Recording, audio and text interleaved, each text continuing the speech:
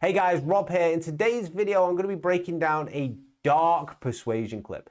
A persuasion clip where somebody has been using persuasion for a negative outcome of a person. Last week, we reacted to a very positive outcome.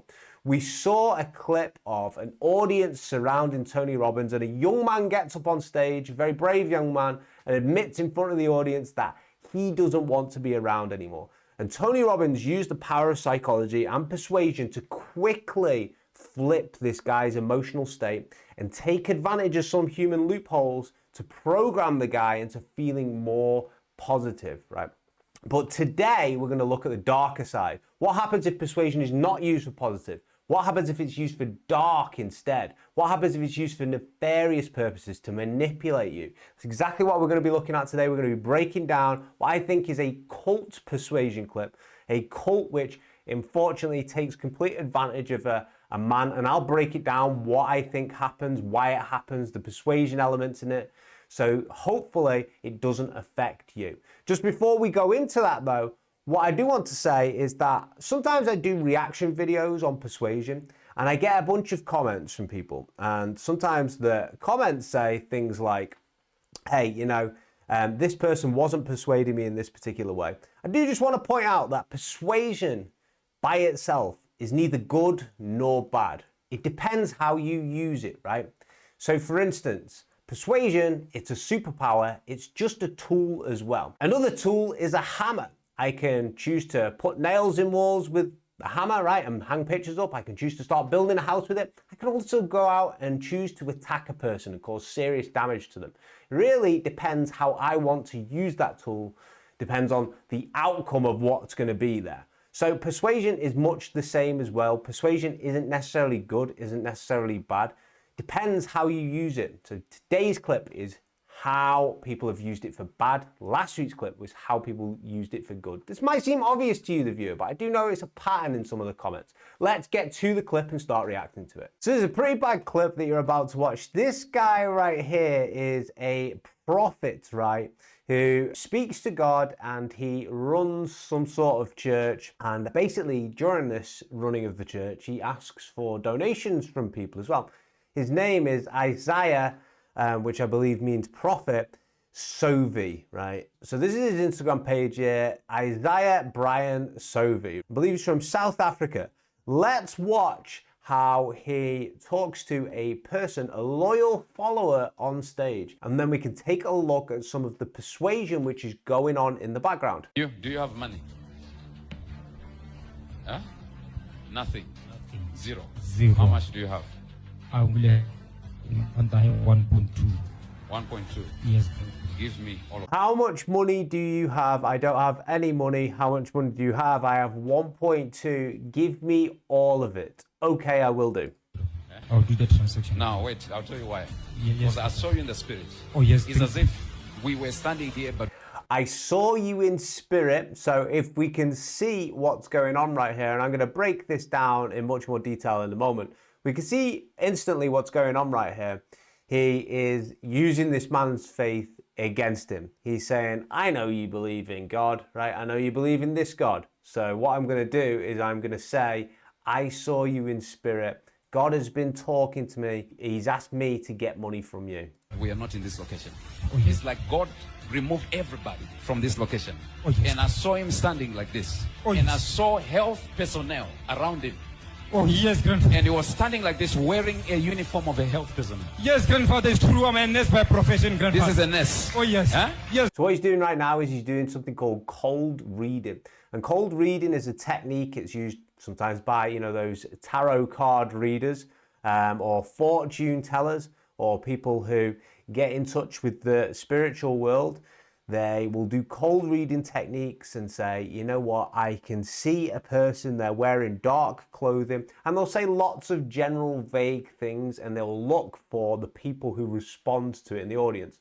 So what this prophet has done right here is he's tried to make a connection with the person. He says, I've seen visions of you, and in these visions of you, you're wearing some sort of uniform. The guy's like, yeah, I'm a nurse by profession. That is my job, right? He's clung to it straight away. Right now, as I'm talking to you, there is yeah. limitation. Nothing is moving in your life. Very true, grandfather. And your prayer was, if the prophet can locate me today, I know my life is sorted That out.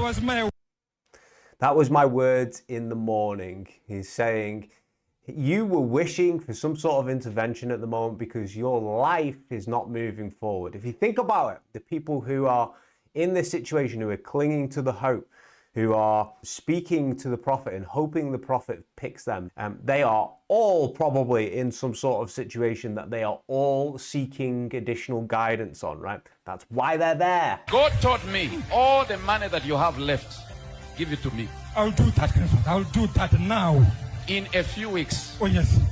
you'll be shocked. I'll do that. Yes! Oh, yes! Oh, yes! This Pay attention to everyone cheering in the crowd here. Nothing incredible has happened here other than a few cold reads. And during these cold reads, he's picked out some, vague details about the guy. And then what he's done is he's found a guy who's in desperate need of help, and he's found a loophole in that what he believes in. He's then going to say, I know you believe in this God, but this God has told me that I should take all your money, right? Every penny that you've got left. So that, ladies and gentlemen, is Isaiah Sovi, who is a prophet, right? And he has just persuaded this poor man to give him some money. Now, I've just explained some of the tactics which have went on there.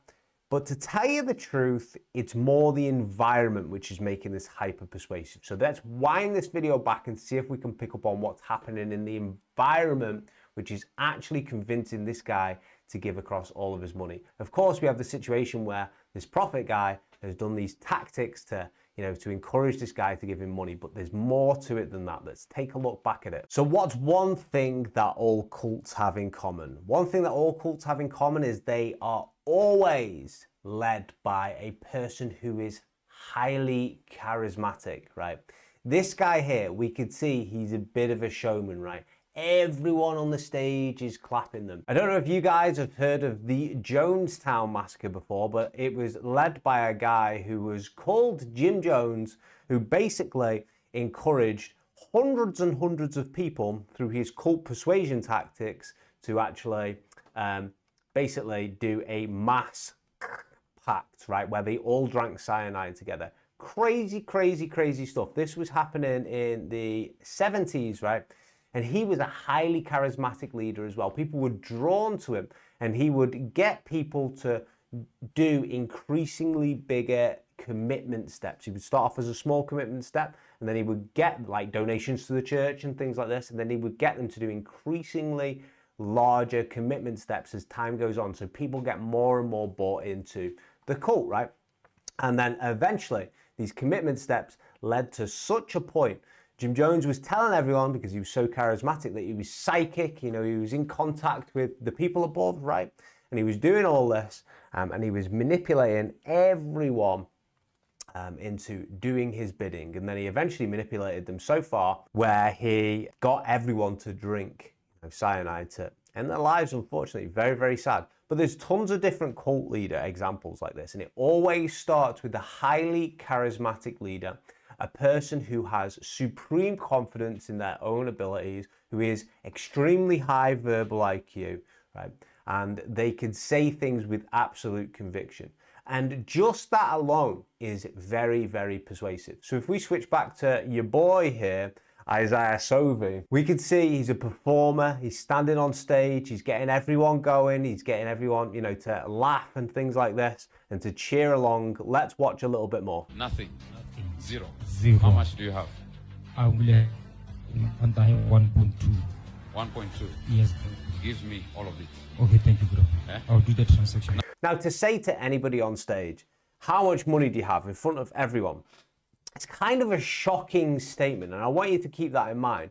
It's a shocking statement to ask somebody how much money they have. It's just not really appropriate. Nobody really does this.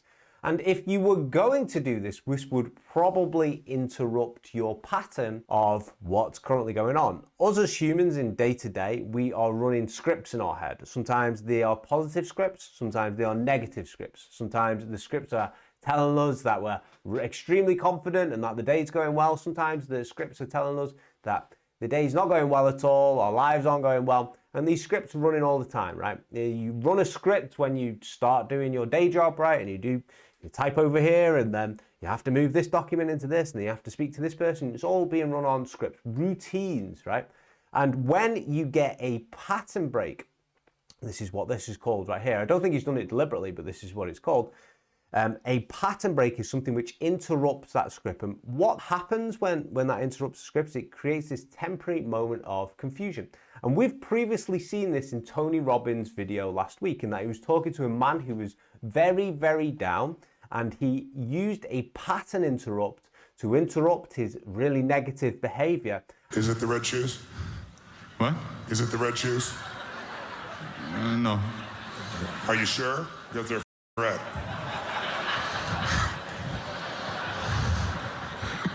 Don't you be smiling like that. You everything up. And then when the guy was very confused, he then gave him some suggestions. And because when we're in a state of confusion, we look for things which are grounded in reality. For instance, if we trip down some stairs, right?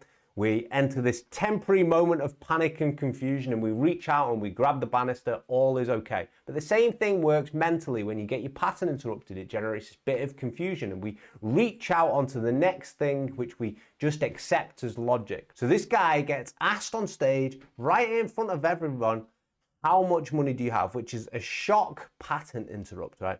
The guy's like, I don't have any money. And he's like, how much money is in your bank?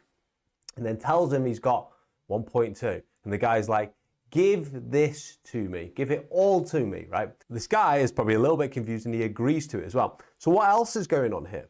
Not only is this a highly charismatic leader and there's lots of social pressure in the room, he is also a figure of authority. All of the studies find that they can reproduce the findings in that an authority figure, there's a presence of an authority figure in a room, or, on a video or in front of you, right? You will more likely comply and obey their instructions at any given time. Now, what's really interesting about this is this guy is obviously an authority. He's asked for the other guy's money. The guy has immediately complied, right? Because he's got lots of pressure on him, particularly pressure from a group which he's likely bought into, right? And he's being asked by the highly charismatic leader who he probably likes, another persuasion bias, who is also seen as an authority by everyone in the room. And this is all adding to this pressure for him to want to hand over his money. Now, the interesting thing about psychology and persuasive psychology is that a lot of people think they would behave differently in the shoes of the person. And this has also been found on studies as well. So for instance, I'll talk about it at a different time in detail, but there was an amazing study which studied authority. And it was a study by Milgram. And in this study, they hypothesized that less than 1% of people would obey any authority figure within the study, right? Less than 1%. They actually found over 60% of people obeyed their authority figures. And they found this time and time again. So we all can sit there and look at situations like this and think to ourselves, you know what? If I was in this guy's shoes, I would walk off stage. If I was in this guy's shoes, I would just say no. But until you're actually in the situation, it's actually very, very hard to appreciate the pressures and the forces which are acting on you at that stage. So we've got a few things now. We've got a highly charismatic leader. We have got somebody who he probably likes, somebody who's got previous commitment in him. We've got an authority figure as well. I want you to pay attention to this guy holding the phone here as well. This guy is holding the phone, filming the thing as well, which is adding more to that pressure there. And let's just press play. Let's see what else happens in this video because we're only 15 seconds in. What else can you notice in this video? Oh, yes, grandfather. And he was standing like this, wearing a uniform of a health prisoner. Yes, grandfather, it's true. Begins with S. Social proof, right? We've got people with microphones interviewing the guy. We've got all these eyeballs staring at the guy, right? Look at this. This charismatic leader here is the center of attention, has a ton of social proof. He's basically an Amazon product with 1,000 5-star reviews. Why wouldn't you believe what he's saying is truthful? You can see how this is adding up to a recipe of this guy wanting to empty his entire bank account to this guy. No, she's my sister. Your sister? Yes. I saw an arrow. It's as if An effective way in studies where people have managed to resist cults is where they basically get outside voices convincing them to do so. So a big ingredient of people joining cults is that they end up really self-isolated, they hide themselves away from any external opinion, right, and they only take the opinion of the cult. And they do this to themselves, but the cult also does it to them as well. The cult asks them to move away and they just comply with it, right? But this woman here, who is this man's sister, had the opportunity to say, let's go. But the problem is she is also bought in as well. So if she would have said no at that stage, it would have gave him some sort of hesitation to walk away from this, to not give this man any money. But instead, she complied as well. She went along with it. So this guy has got no external voices challenging him. And he is now isolated with his own opinions of the cult and the cult's opinions of him as well. Very interesting. God taught me all the money that you have left, give it to me. I'll do that, grandfather. I'll do that now. In a few weeks, Oh, yes. you'll be shocked. I will do that. Yes! Oh, yes! So the guy is very excited now. Now, when I first saw this video, I laughed. And the reason why I laughed is because what I just witnessed was ridiculous. It looks ridiculous. It looks surreal. It looks like some sort of make-believe scenario. But the thing is that persuasion is so powerful. And we've just watched this poor guy get absolutely fleeced here. So I'd made a short about this beforehand. And on one of the shorts, this guy commented on it. So that's coercion and theft. And I replied to it. The theft part is obvious to both of us watching, but I imagine this is much harder to prove in court because the court likely wouldn't understand much about how dark persuasion tactics work. So if you think about it, you're in court, right? And you're trying to tell the judge and the jury that some guy made you buy and spend your money on something, right? It doesn't quite work like that unless you can physically show that you've been coerced. But if you look at this situation here, I can analyze the situation because I've got an eye for persuasion, because I study it, because I literally have, the whole vaults filled with information on various different persuasion techniques and as well on cult stuff as well. And the thing is, I can see that, and that's what I speculate and theorize is happening, right? But the problem is, that's my theory about what's happening. How do you even say in court, hey, you know what? I just gave all my money to this guy. He asked me and I agreed, right? Where's the crime? What we're going to watch next is a video taken from a few months after this guy gave the prophet his money. And I want you to watch for some subtle things which the guy says in the interview, which demonstrates that he was in a state which would allow him to be as persuaded as he was. Talk to them. Tell them what is happening. Okay, I'm a proud grandson of Prophet Isaiah Bransovi. Things are happening. I'm unsure of the relationship here. Like, these guys look the same age as each other. But he's my grandfather. I'm just unsure of the family tree here. I just received a call, so they told me to come in and receive the letter of promotion. The promotion that I got in 2 weeks, it exposed another promotion. So it means that the government has been owing me 16 months. So all the money that I'm going to receive, they said I'll receive the money in August, is 45,686. Okay, let's go back to the prophecy you received. Yes, my grandfather. What was the instruction you were given? How much do you have? I'm going to have 1.2. 1.2. Yes. Give me all of it.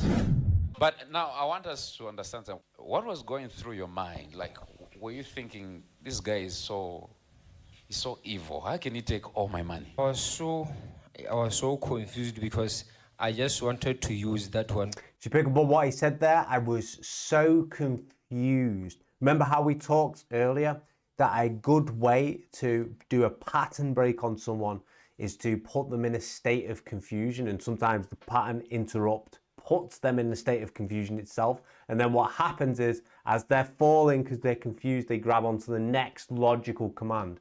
So this is exactly what this pastor prophet preacher guy just did to this poor young man here. He gave him a very confusing statement, which was asking him right in front of everyone. It's confusing because it's inappropriate, right? So it creates this state of confusion. It'd be like somebody asking you what color your boxers are right in front of like a meeting. You'd be like, what? What did you just say? So he did that. It puts this guy in this state of confusion. And when he's in this state of confusion, he's just immediately agrees to hand over all of his money. But remember as well, you got all these cognitive biases, all these pressures of this highly charismatic leader, a person who he probably is committed to in smaller forms before, turning up, giving donations to the church, things like that, shaking people's hand. Right? He's done that, and then he also likes this person as well. Not only does he like this person, but he also sees them as a person who is a massive authority. And he's got the social proof as well of everyone clapping, applauding, filming, cheering, things like this. It's created this absolute recipe for this guy to want to hand over all of his money. So guys, this is a perfect example of bad persuasion, of persuasion being used in a dark way to manipulate, to give somebody not a good outcome. And what can we see here? This guy, because he's still committed to the church, is saying, yeah, all these amazing things happened afterwards. I don't know, maybe they did, right? But he seems to be tripping a little bit over his story, saying it a bit underconfidently, repeating little bits. He got government money. What does that mean? Was he always going to get it? He got multiple promotions in that time. I wish we could fact check the victim to see if what he's saying is true or if he's just convinced himself the truth. Right? What we will often see as well for people who have been involved in cults, it doesn't matter how bad their situation has been, doesn't matter how much they've been manipulated, often they will defend the cult. And we saw it in David Koresh's documentary. It's a fascinating documentary. Typing David Koresh on Google, you'll find a Netflix documentary about him. David Koresh led a cult called the Branch Davidians. I believe it was in Waco, I don't know how you say it. It's a place in America, right? And basically, this documentary is fascinating because these guys ended up, forming this cult, moving to an isolated location. Remember what I said before, isolated from external opinions. They move to this place which is isolated from everyone else. And then what they do, they have like this massive war with police. And I won't spoil it for you, but it's pretty crazy, right? Then what happens is they interview members of the cult years later, after they've left the cult, after they've, went on with the rest of their lives, 30 years later. Some of these people are still defending the cult leader who did horrible things to them and to other members of the cult, right? So the thing is once you get a really deep set belief, it's very hard to get an objective opinion. So if I was to choose to spend my money on some sort of course and that course didn't work out very well for me, there's a good chance I would be like, you know what, yeah, it was a good course. I learned lots of things from it as well, because it prevents the pain, it's called cognitive dissonance, of me admitting that I made a big mistake, right? My ego would then get in the way. Psychology is very interesting. Persuasion's even more interesting because it is psychology, it's human nature. It can be used for good and bad. It's kind of like the Force, right? But these recipes, which we've seen here, have all added up to this guy wanting to hand over his money. Now, why am I showing this to you? Because I think you'll find it interesting. I also think as well, it's good for you to spot these things so you don't get tricked into anything in the future. I'm not saying buying things is bad, buying courses is bad. I'm not saying any of that. I've learnt myself from spending a lot of money with various different people, various different mentors. But sometimes there's something which is really nefarious that's going on, which is what we've just watched there, highly manipulative. And this guy couldn't turn this pastor, preacher / prophet down because of all these pressures on him there. If you ever find yourself in a situation like that, just walk away. Just stop what you're doing. Think logically, should I give this person all of my money? I'll just walk away instead and I'll think about it, right? Have a little bit of a thought about it. And what happens then, it allows you to be a little bit more objective. Okay, guys, I hope you enjoyed today's video. I enjoyed making it. I like watching these types of things. And take it easy. See you in the next one.